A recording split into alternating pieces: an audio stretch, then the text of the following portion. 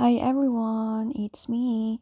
So today we're going to Wimala Orchard to do persimmon picking. So last year wala pong persimmon picking kasi I think yung mga ibon kinain nila yung mga persimmon. Pero this year ayan may net na yung mga persimmon kaya siguro may picking na ngayon. Kasi pag bibilhin mo siya sa labas, mahal, nasa $2 yung isang piraso.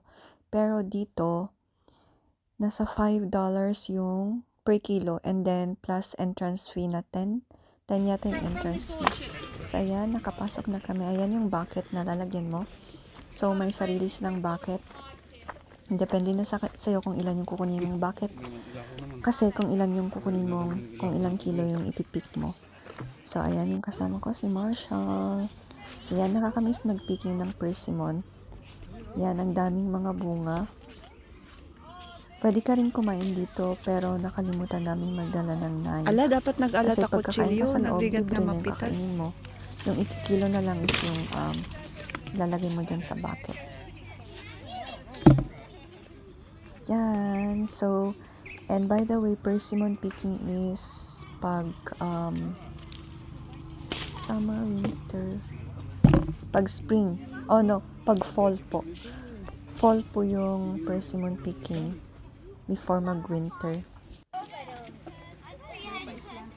Yan, so sa visit namin ito, nakakuha kami ng 5 kilos na persimmon. Yan, and then konti lang po yung nagpipick ng time na yan. This area is 10 minutes away dun sa tinitirhan namin. Ay, itadak ni ko.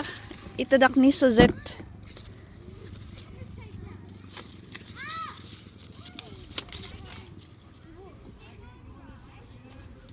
Tignan nyo, may net na po yung nila, yung mga persimmon nila. Kasi yung dati wala, open space siya, kaya siguro kinain ng mga ibon. Lalo pag mainit pa rin at fall na pero mainit pa rin yung weather. Ayun, doon nakakain yung mga bunga. Maluumot lang yan, di ba?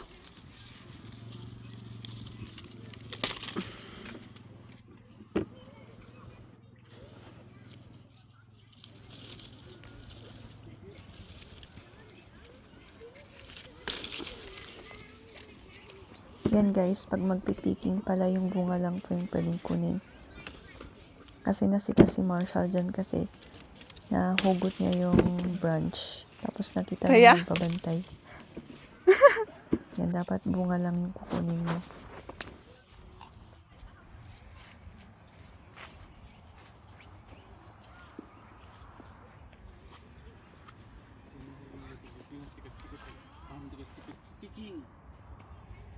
Then sometimes yung mga persimmon picking areas, kailangan mong i-book siya online. Pero this time naman, nung pumunta kami, hindi na kami nag-book. Nag-walk-in na lang kami.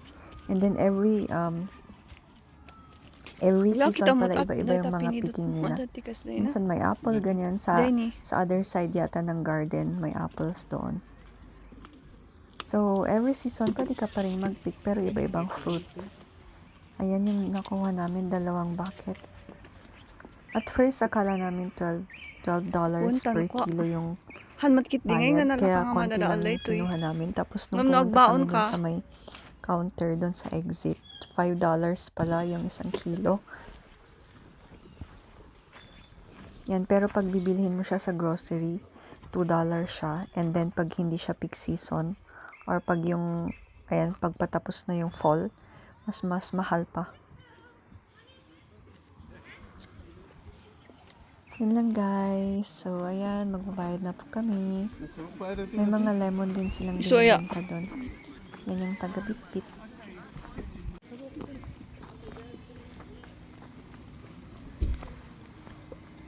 Ayan, naka-exit na kami. Yan yung na-pick namin. Yan lang guys. Thank you so much for watching. See you on my next vlog.